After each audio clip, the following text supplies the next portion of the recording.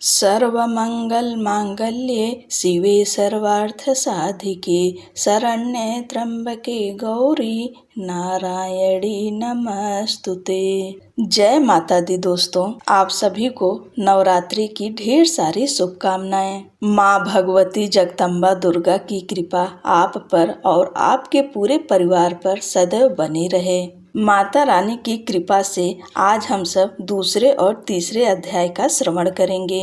आपको बता दें, जब भी सप्तशती अध्याय का श्रवण किया जाता है तो अध्याय से पहले श्री देवी दुर्गा का कवच, अर्गला स्तोत्र और कीलक स्तोत्र, इन तीनों स्तोत्र का अध्ययन श्रवण करने के बाद ही अध्याय का अध्ययन किया जाता है या सुना जाता है। तो चैनल पर हम डाल दिए हैं अर्गला, कीलक और कवच।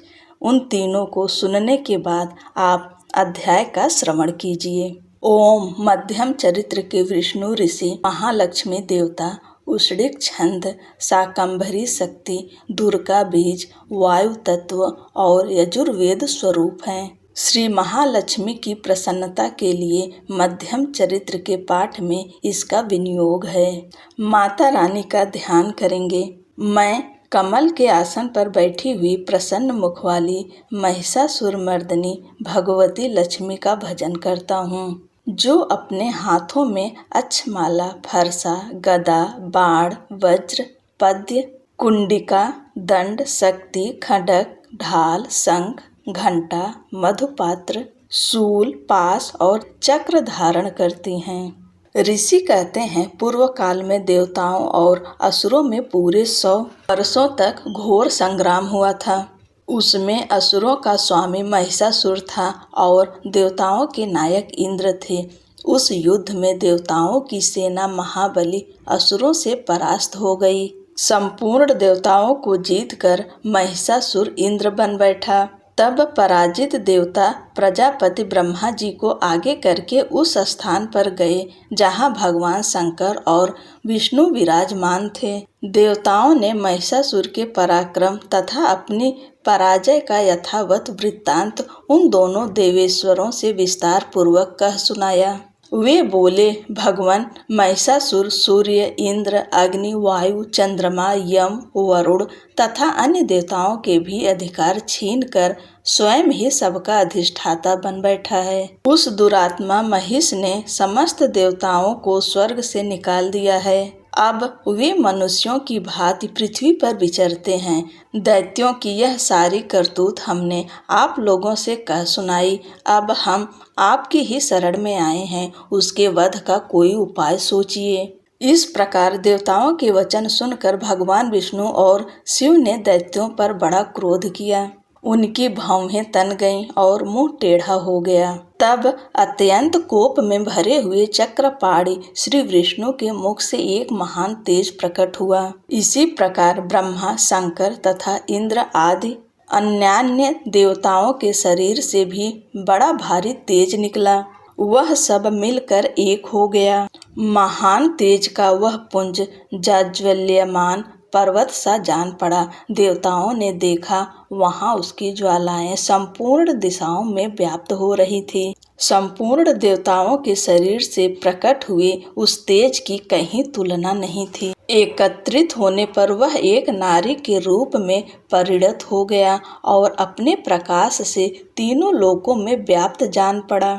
भगवान शंकर का जो तेज था, उससे उस देवी का मुख प्रकट हुआ। यमराज के तेज से उसके सिर में बाल निकल आए। श्री विष्णु भगवान के तेज से उसकी भुजाएं उत्पन्न हुई। चंद्रमा के तेज से दोनों स्तनों का और इंद्र के तेज से मध्यम भाग कटि प्रदेश का प्रादुर्भाव हुआ। वरुण के तेज से जंघा और पिंडली तथा पृथ्वी के तेज से नितंब भाग प्रकट हुआ। ब्रह्मा के तेज से दोनों चरण और सूर्य के तेज से उसकी अंगुलियां हुई। वसुओं के तेज से हाथों की अंगुलियां और कुबेर के तेज से नासिका प्रकट हुई। उस देवी के दांत प्रजापति के तेज से और तीनों नेत्र अग्नि के तेज से प्रकट हुए थे।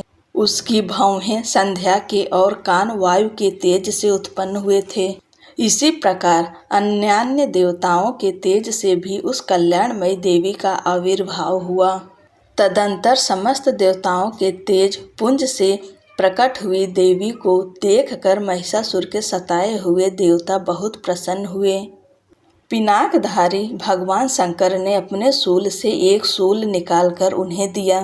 फिर भगवान विष्णु ने अपने चक्र से चक्र उत्पन्न करके भगवती को अर्पण किया। वरुण ने भी शंख भेंट किया। अग्नि ने उन्हें शक्ति दी और वायु ने धनुष तथा बाण से भरे हुए 2 तरकस प्रदान किए। सहस्त्र नेत्रों वाले देवराज इंद्र ने अपने वज्र से वज्र उत्पन्न करके दिया और ऐरावत हाथी से उतारकर 1 घंटा भी प्रदान किया। यमराज ने काल दंड से दंड, वरुण ने पास, प्रजापति ने स्फटिकाक्ष की माला तथा ब्रह्मा जी ने कमंडलु भेंट किया। सूर्य ने देवी के समस्त रोमकूपों में अपनी किरणों का तेज भर दिया। काल ने उन्हें चमकती हुई ढाल और तलवार दी। क्षीर समुद्र ने उज्ज्वल हार तथा कभी जीर्ण न होने वाले 2 दिव्य वस्त्र भेंट किए। साथ ही उन्होंने दिव्य चूड़ामणि, 2 कुंडल, कड़े, उज्ज्वल अर्धचंद्र, सब बाहुओं के लिए केयूर, दोनों चरणों के लिए निर्मल नूपुर, गले की सुंदर हंसली और सब अंगुलियों में पहनने के लिए रत्नों की बनी अंगूठियां भी दी। विश्वकर्मा ने उन्हें अत्यंत निर्मल फरसा भेंट किया। साथ ही अनेक प्रकार के अस्त्र और अभेद्य कवच इनके सिवा मस्तक और वक्षस्थल पर धारण करने के लिए कभी न कुम्हलाने वाले कमलों की मालाएं दी। जलधि ने उन्हें सुंदर कमल का फूल भेंट किया। हिमालय ने सवारी के लिए सिंह तथा भांति भांति के रत्न समर्पित किए। धनाध्यक्ष कुबेर ने मधु से भरा पान पात्र दिया और संपूर्ण नागों के राजा शेष ने, जो इस पृथ्वी को धारण करते हैं, उन्हें बहुमूल्य मणियों से विभूषित नागहार भेंट किया। इसी प्रकार अन्य देवताओं ने भी आभूषण और अस्त्र शस्त्र देकर देवी का सम्मान किया। तत्पश्चात उन्होंने बारंबार अट्ठास पूर्वक उच्च स्वर से गर्जना की। उनके भयंकर नाद से संपूर्ण आकाश गूंज उठा। देवी का वह अत्यंत उच्च स्वर से किया हुआ सिंहनाद कहीं समा न सका। आकाश उसके सामने लघु प्रतीत होने लगा। उससे बड़े जोर की प्रतिध्वनि हुई, जिससे संपूर्ण विश्व में हलचल मच गई और समुद्र कांप उठे, पृथ्वी डोलने लगी और समस्त पर्वत हिलने लगे। उस समय देवताओं ने अत्यंत प्रसन्नता के साथ सिंहवाहिनी भवानी से कहा, देवी तुम्हारी जय हो। साथ ही महर्षियों ने भक्ति भाव से विनम्र होकर उनका स्तुति किया। संपूर्ण त्रिलोकी को क्षोभग्रस्त देख दैत्यगण अपनी समस्त सेना को कवच आदि से सुसज्जित कर हाथों में हथियार ले सहसा उठ खड़े हो गए। उस समय महिषासुर ने बड़े क्रोध में आकर कहा। फिर वह संपूर्ण असुरों से घिरकर उस सिंहनाद की ओर लक्ष्य करके दौड़ा और आगे पहुंचकर उसने देवी को देखा, जो अपनी प्रभा से तीनों लोकों को प्रकाशित कर रही थी। उनके चरणों के भार से पृथ्वी दबी जा रही थी।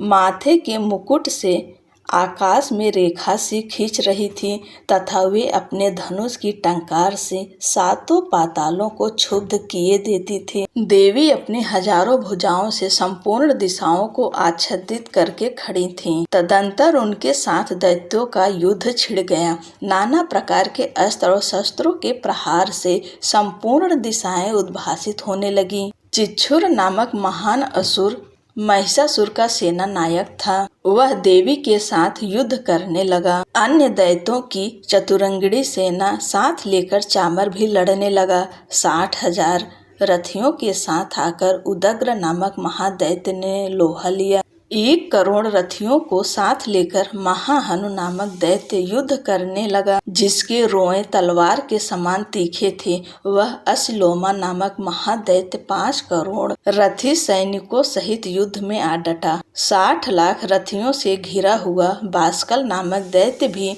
उस युद्ध भूमि में लड़ने लगा। परिवारित नामक राक्षस हाथी सवार और घुड़सवारों के अनेक दलों तथा 1 करोड़ रथियों की सेना लेकर युद्ध करने लगा। बिडाल नामक दैत्य 5000 अरब रथियों से घिरकर लोहा लेने लगा। इनके अतिरिक्त और भी हजारों महादैत्य रथ, हाथी और घोड़ों की सेना के साथ लेकर वहां देवी के साथ युद्ध करने लगे। स्वयं महिषासुर उस रणभूमि में कोटि कोटि सहस्र रथ, हाथी और घोड़ों की सेना से घिरा हुआ खड़ा था। वे दैत्य देवी के साथ तोमर, भिंदीपाल, शक्ति, मूसल, खड्ग, परशु और पट्टिस आदि अस्त्र शस्त्रों का प्रहार करते हुए युद्ध कर रहे थे।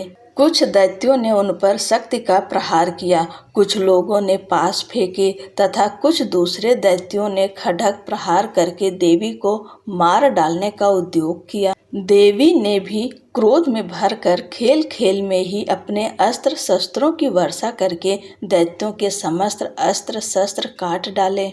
उनके मुख पर परिश्रम या थकावट का रंच मात्र भी चिन्ह नहीं था। देवता और ऋषि उनकी स्तुति करते थे और वे भगवती परमेश्वरी दैत्यों के शरीरों पर अस्त्र शस्त्रों की वर्षा करती रहीं। देवी का वाहन सिंह भी क्रोध में भरकर गर्दन के बालों को हिलाता हुआ असुरों की सेना में इस प्रकार विचरने लगा, मानो वनों में दावानल फैल रहा हो। रणभूमि में दैत्यों के साथ युद्ध करती हुई अंबिका देवी ने जितने निश्वास छोड़े वे सभी तत्काल सैकड़ों हजारों गढ़ों के रूप में प्रकट हो गए और परशु, भिंदीपाल, खड्ग तथा पट्टिस आदि अस्त्रों द्वारा असुरों का सामना करने लगे। देवी की शक्ति से बढ़े हुए वे गढ़ असुरों का नाश करते हुए नगाड़ा और शंख आदि बजाने लगे। उस संग्राम महोत्सव में कितने ही गढ़ मृदंग बजा रहे थे। तदंतर देवी ने त्रिशूल से, गदा से, शक्ति से, वर्षा से और खड्ग आदि से सैकड़ों महादैत्यों का संहार कर डाला। कितनों को घंटे के भयंकर नाद से मूर्छित करके मार गिराया। बहुत तेरे दैत्यों को पास से बांधकर धरती पर घसीटा। कितने ही दैत्य उनकी तीखी तलवार की मार से 2-2 टुकड़े हो गए। कितने ही गदा की चोट से घायल हो धरती पर सो गए। कितने ही मूसल की मार से अत्यंत आहत होकर रक्त वमन करने लगे। कुछ दैत्य शूल से छाती फट जाने के कारण पृथ्वी पर ढेर हो गए। उस रणांगण में बाढ़ समूहों की वृष्टि से कितने ही असुरों की कमर टूट गई। बाज की तरह झटपटाने वाले देवी पीड़क दैत्यगण अपने प्राणों से हाथ धोने लगे। किन्हीं की बाहें छिन्न भिन्न हो गईं, कितनों की गर्दनें कट गईं, कितने ही दैत्यों के मस्तक कट कट कर गिरने लगे। कुछ लोगों के शरीर मध्य भाग में ही विदीर्ण हो गए। कितने ही महादैत्य जांघें कट जाने से कितनों को ही देवी ने एक बांह, एक पैर और एक नेत्र वाले करके 2 टुकड़े में चीर डाला। कितने ही दैत्य मस्तक कट जाने पर पृथ्वी पर गिर पड़े, भी गिरकर फिर उठ जाते और केवल धड़ के ही रूप में अच्छे अच्छे हथियार हाथ में ले देवी के साथ युद्ध करने लगते थे। दूसरे कबंध युद्ध के बाजों की लय पर नाचते थे। कितने ही बिना सिर के धड़ हाथों में खड्ग, शक्ति और रिष्ट लिए दौड़ते थे तथा दूसरे दूसरे महादैत्य ठहरो ठहरो यह कहते हुए देवी को युद्ध के लिए ललकारते थे। वहाँ की धरती देवी के गिराए हुए रथ, हाथी, घोड़े और असुरों की लाशों से ऐसी पट गई थी कि वहाँ चलना फिरना असंभव हो गया था। दैत्यों की सेना में हाथी, घोड़े और असुरों के शरीर से इतनी अधिक मात्रा में रक्तपात हुआ था कि थोड़ी ही देर में वहाँ खून की बड़ी बड़ी नदियाँ बहने लगी। जगदम्बा ने असुरों की विशाल सेना को क्षण भर में नष्ट कर दिया। ठीक उसी तरह जैसे तृण और काठ के भारी ढेर को आग कुछ ही क्षणों में भस्म कर देती है, और वह सिंह भी गर्दन के बालों को हिला हिलाकर जोर जोर से गर्जना करता हुआ दैत्यों के शरीर से मानो उसके प्राण चुन लेता था। वहां देवी के गणों ने भी उन महादैत्यों के साथ ऐसा युद्ध किया जिससे आकाश में खड़े हुए देवतागण उन पर बहुत संतुष्ट हुए और फूल बरसाने लगे। जय जय श्री मार्कंडेय पुराणे सांवरणिके मन्वंतरे देवी महात्म्य द्वितीय। ओम तत्सत। अब हम सब तीसरे अध्याय का श्रवण करेंगे। माता रानी का ध्यान करेंगे। जगदम्बा के श्री अंगों की कांति उदय काल के सहस्त्रों सूर्यों के समान है। वे लाल रंग की रेशमी साड़ी पहने हुए हैं। उनके गले में मुंडमाला शोभा पा रही है। दोनों स्तनों पर रक्त चंदन का लेप लगा है। वे अपने कर कमलों में जप मालिका, विद्या और अभय तथा वर नामक मुद्राएं धारण किए हुए हैं। 3 नेत्रों से सुशोभित मुखार विंद की बड़ी शोभा हो रही है। उनके मस्तक पर चंद्रमा के साथ ही रत्नमय मुकुट बंधा है तथा वे कमल के आसन पर विराजमान हैं। ऐसी देवी को मैं भक्ति पूर्वक प्रणाम करता हूँ। ऋषि कहते हैं, दैत्यों की सेना को इस प्रकार तहस नहस होते देख महादैत्य सेनापति चिच्छुर क्रोध में भरकर अंबिका देवी से युद्ध करने के लिए आगे बढ़ा। वह असुर रणभूमि में देवी के ऊपर इस प्रकार बाणों की वर्षा करने लगा जैसे बादल मेरुगिरि के शिखर पर पानी की धार बरसा रहा हो। तब देवी ने अपने बाणों से उसके बाण समूहों को अनायास ही काटकर उसके घोड़ों और सारथियों को भी मार डाला। साथ ही उसके धनुष तथा अत्यंत ऊंची ध्वजा को भी तत्काल काट गिराया। धनुष कट जाने पर उसके अंगों को अपने बाणों से बेंध डाला। धनुष, रथ, घोड़े और सारथी के नष्ट हो जाने पर वह असुर ढाल और तलवार लेकर देवी की ओर दौड़ा। उसने तीखी धार वाली तलवार से सिंह के मस्तक पर चोट करके देवी की भी बाईं भुजा में बड़े वेग से प्रहार किया। राजन, देवी की बाह पर पहुंचते ही वह तलवार टूट गई। फिर तो क्रोध से लाल आंखें करके उस राक्षस ने शूल हाथ में लिया और उसे उस महादैत्य ने भगवती भद्रकाली के ऊपर चलाया। वह शूल आकाश से गिरते हुए सूर्यमंडल की भांति अपने तेज से प्रज्वलित हो उठा। उस शूल को अपनी ओर आते देख देवी ने भी शूल का प्रहार किया। उससे राक्षस के शूल के सैकड़ों टुकड़े हो गए। साथ ही महादैत्य चिच्छुर की भी धज्जियां उड़ गईं। वह प्राण से हाथ धो बैठा। महिषासुर के सेनापति उस महापराक्रमी चिच्छुर के मारे जाने पर देवताओं को पीड़ा देने वाला चामर हाथी पर चढ़कर आया। उसने भी देवी के ऊपर शक्ति का प्रहार किया, किंतु जगदम्बा ने उसे अपने हुंकार से ही आहत एवं निष्प्रभ करके तत्काल पृथ्वी पर गिरा दिया। शक्ति टूटकर गिरी हुई देख चामर को बड़ा क्रोध हुआ। अब उसने शूल चलाया, किंतु देवी ने उसे भी अपने बाणों द्वारा काट डाला। इतने में ही देवी का सिंह उछलकर हाथी के मस्तक पर चढ़ बैठा और उस दैत्य के साथ खूब जोर लगाकर बाहुयुद्ध करने लगा। वे दोनों लड़ते लड़ते हाथी से पृथ्वी पर आ गए। अत्यंत क्रोध में भरकर एक दूसरे पर बड़े भयंकर प्रहार करते हुए लड़ने लगे। तदंतर सिंह के बड़े वेग से आकाश की ओर उछला और उधर से गिरते समय उसने पंजों की मार से चामर का सिर धड़ से अलग कर दिया। इसी प्रकार उदग्र भी शिला और वृक्ष आदि की मार खाकर रणभूमि में देवी के हाथ से मारा गया तथा कराल भी दांतों, मुक्कों और थप्पड़ों की चोट से धराशायी हो गया। क्रोध में भरी हुई देवी ने गदा की चोट से उद्धत का कचूमर निकाल डाला। भिंदपाल से वासकल को तथा बाणों से ताम्र और अंधक को मौत के घाट उतार दिया। 3 नेत्रों वाली परमेश्वरी ने त्रिशूल से उग्रास्य, उग्रवीर तथा महाहनु नामक दैत्यों को मार डाला। दुर्धर और दुर्मुख इन दोनों को भी अपने बाणों से यमलोक भेज दिया। इस प्रकार अपनी सेना का संहार होता देख महिषासुर ने भैंसे का रूप धारण करके देवी के गढ़ों को त्रास देना आरंभ किया। किन्हीं को थूथन से मारकर, किन्हीं के ऊपर खुरों का प्रहार करके, किन्हीं किन्हीं को पूंछ से चोट पहुंचाकर, कुछ को सींगों से विदीर्ण करके, कुछ गढ़ों को वेग से, किन्हीं को सिंहनाद से, कुछ को चक्कर देकर और कितनों को निश्वास वायु के झोंके से धराशायी कर दिया। इस प्रकार गणों की सेना को गिराकर वह असुर महादेवी के सिंह को मारने के लिए झपटा। इससे जगदम्बा को बड़ा क्रोध हुआ।